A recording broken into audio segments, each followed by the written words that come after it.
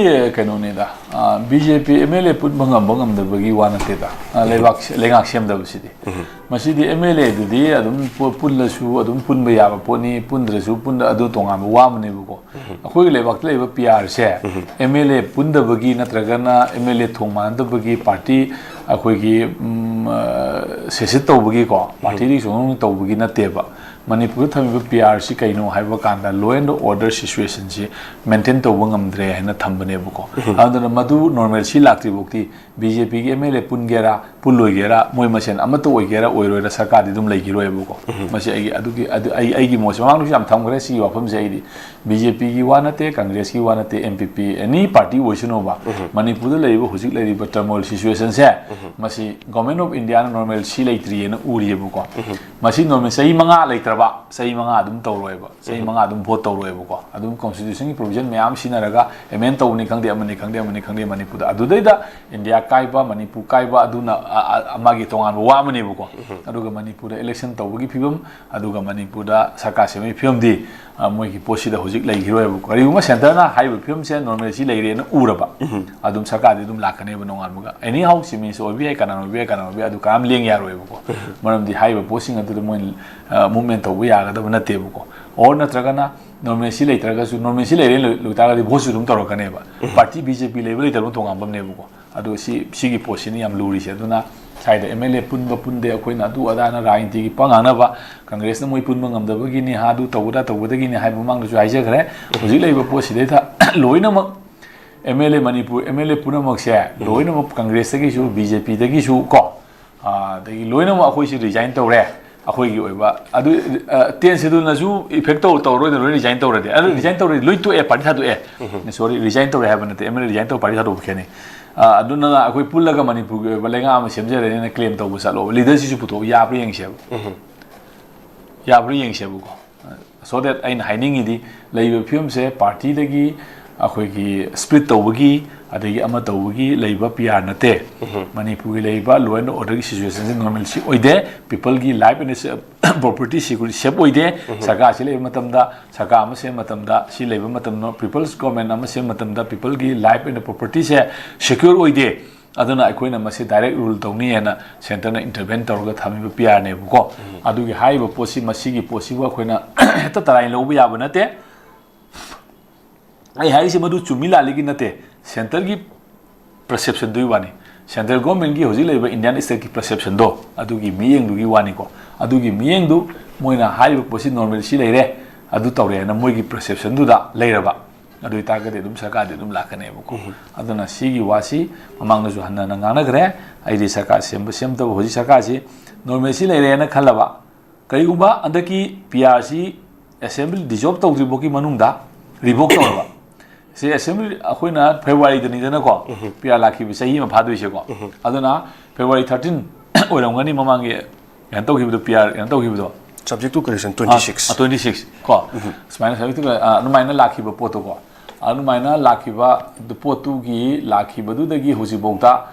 lakadai ba posi PR handa ki coming 2026 ki February sida almost complete chahi mo oidoi ne ko adugi mamangda center na Ladiba Levaxi, law and order people, she Sakara, Mogi people, represent people, Mendel Pambodigi, Shembe, Yare, normal Chile, Haidana, who bought Sakasi, Amona, Halaba, Shema Aba, to Dundi Sabengi, Bosu, normal Toneva, Madonna BJP Karak, Halata, Halta, Tongabam Nebuko, and bought Toneboko, Adukarigumba, Haiba Posi,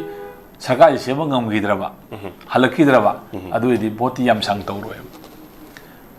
Assembly job toroga article mayam legre provision ko adum machine nam phuda adum pia thamjalaga adum mai kanu constitutional ki keno to mayam shamakane buko if karigo maduna yakta ju amu emen torokane buko for special case my majority command toroga hoji BJP na center da moi center pai leibani na ko aduna leiri ba pose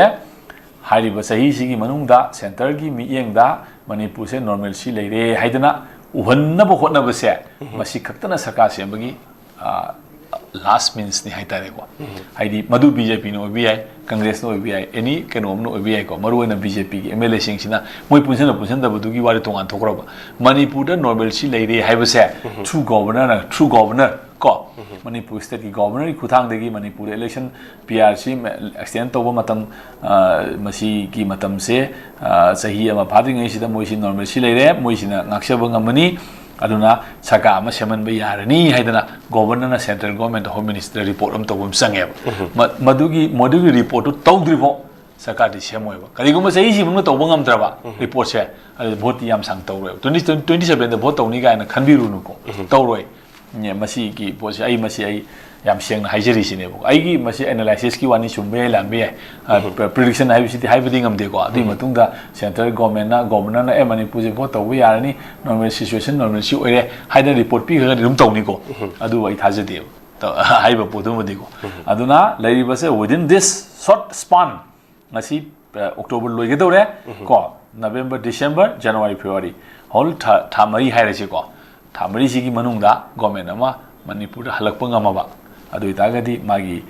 vote chu kari so normal si tawni kari gumba hai ba posi halakpa ngamdraba normal si oba ngamdraba adu sen governor gi report ta moi mas MLA punjan na ren thabana ta report leadership khalen thabana ta manipur gi situation si normal si oire aduna sarkar ma sembada program le roina mana report to bub sange adu gi report to leitri bokti sarkar semwe sini ai na thamjani wa phon ya BJP pum pun da boga ai thudong no mai le de na khale wa yamna maruk chumi oja khogi laiba situation je normally hana gum tangdu lai ta ba ma electric founding governor na su ai ba cheron na thar ga ju unity oina MLA minister jing punjan bagi oiba ya ba lenga ma leire hara kan da thagatri founding koi lenga si sem gi roi amadi PR se tu makha ta kini ha oja to ga mathang da amu khogi political gi hunabai mahuta amutang punna phamina se meeting pangthok si haina EXM Biren Singbu Dr MP Yengkokpam Bimol invite tauri amadi beyond party line beyond personal political difference camera mathauta de journalist mathauta de elected amutang phaminaraga akhoi manipur gi phibam gi matang na wari mtang sa si haibagi oja akhoi gi Dr Yengkokpam Bimol phongdore oja masi akhoi gi politician gi na thaigraga amadi journalist sing camera sing amata mathau ta dana yahondana elected person khakta punjalaga manipur ji ki matana khanasi haibagi matang pho pendabasi ngarang makta ju phongtok pire oja masi gi pendabasina kaimo oja Dr Yengkokpam Bimol phongtok pire si kadai phobuda thabak oina pangthok piraga di kem unity porakani habi matana oja tang thambi akhoi gi honorable MP oja Bimol akoi jamna hairi bo phumse politically haida bo ragadi adum yani politically haibo ragadi dum yaroi issue ji sai sitane boko mana political gi bias yaudana political difference laitana in the interest of Manipur akhoi ongtang pullaga elected person mayam singa se wa khanasi hairi se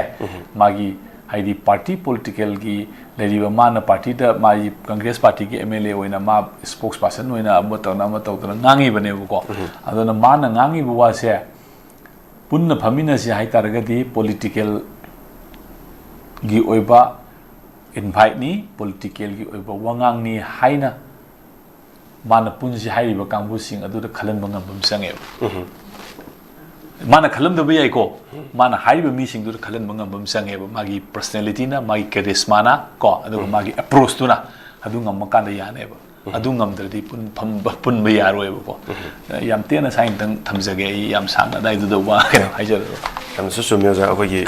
punja har gi politician gi matang na tabida akhoi gi yam simply when pun ba phamina ba ta ra ga di